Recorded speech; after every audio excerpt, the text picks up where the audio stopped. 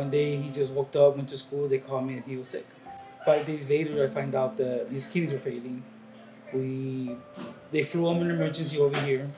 We just packed up little clothes we had, thinking we were gonna be going back home, but things changed. Things changed. We ended up here from hotel for hotel until we didn't have enough money to stay anywhere. I ended up with no money. I mean, we were just thinking where we were gonna sleep. I came to the Salvation Army 2 days before Friday. They told me that they had no openings, but they told me come Friday maybe there's something. So I woke up. I remember waking up early in the morning. I was the first one to get there, and they talked to me, and that's when they told us that they had an opening that same afternoon. They put us in a room for the night, and the next morning they gave us a two-bedroom little unit where we were able to stay, and we spent there 3 weeks.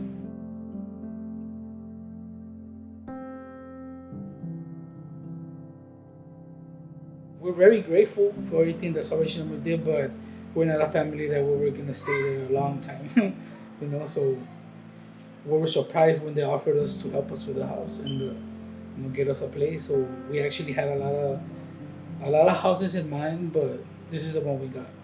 It feels good. I think I like it better here because we have more space and it's more quiet here, but we still like it here. It feels good having our own home. Over the Salvation Army was a good place too, but it kind of feels better here, having 2 yards in the back, somewhere to barbecue and play around and have a fun time, and a big house for all of our whole family fit in. Feels good. Before we came over here, like we had clothes, we had like blankets and all that stuff. And when we came here, we didn't have any, and the Salvation Army helped us get clothes and blankets and all that stuff. The church, it's just a good place to be in. The people there are awesome. It's fun activities, the Sunday classes, the preaches, everything is just wonderful in there. Well, I was always known of the organization, but never had any personal experience with it until,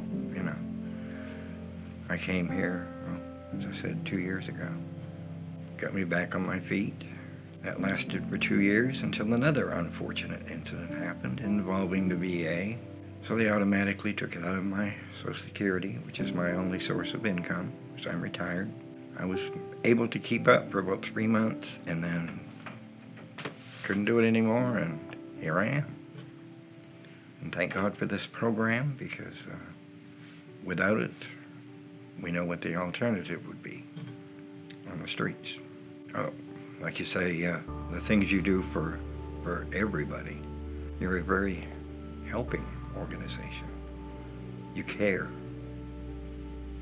and that really means a lot. So again, thank God for Salvation Army. I've had a lot of people tell me that they didn't know that Salvation Army was a church, and I tell them, yes, we're a church.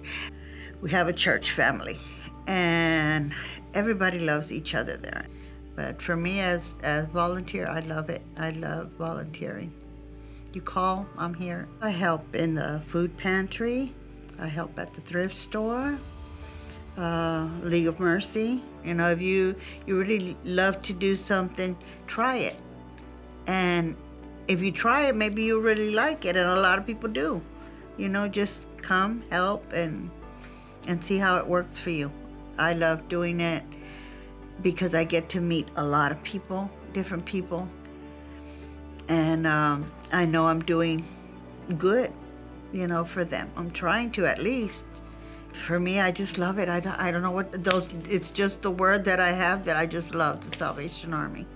I really do. Back in probably 1980, 81 time frame, my family, my mother and her second husband got divorced, and she moved in with my grandmother, and my grandmother lost her job, and we all ended up homeless, and so we all ended up in the Salvation Army. We were blessed enough to be accepted. In the situation I was in, if you can imagine, being 12, 13 years old and living in a Salvation Army homeless shelter, separated from your family. Back then, we, in the men's shelter, it was like a big open bay area, and they had a partition, and you had the people that were kind of transient on one side, and then you had the people that kind of worked with the Salvation Army on the other side. And I was bunked over on this side. And every day I would go to the other side because the showers and everything were on the other side. And I remember passing a gentleman there that was reading the Bible every night. I was playing devil's advocate when I went to go talk to this gentleman. And after a few questions and answers, he said to me, I guess he kind of understood where I was going. He said, look, God has given you everything you need in life to be successful. You have 2 eyes to see, 2 ears to hear, 2 legs to walk with, 2 hands to work with, but most importantly, He's given you a mind to think. All you have to do is go out and do it. I didn't think about it at the time. Otherwise, I might have said thank you. But it changed the direction of how I was thinking. I went from being a victim of my circumstances to a man with God-given capabilities and talents to be able to go out and be successful in life. Sometimes God has unique ways of communicating to people. And it could be from a homeless man sitting on a bunk bed reading a Bible as to what you can do in your life. I remember I went back to my bunk and I put my hand in the air and I said, God, thank you for everything you've given me. I will make a promise to you that my children will never have to face what I faced, what I had to go through. Luckily, they haven't had to go through that. But ultimately, you're no longer a victim. You're a person with God-given abilities that can be successful in life.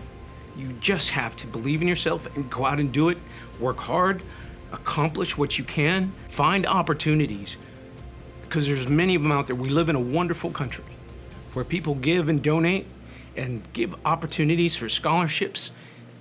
You know, I can't say enough of what the opportunities we have in this country. You just have to go out and find them. Go out and look. Don't think that you're the victim. You're not. You're not. Go out and do something. Make it happen.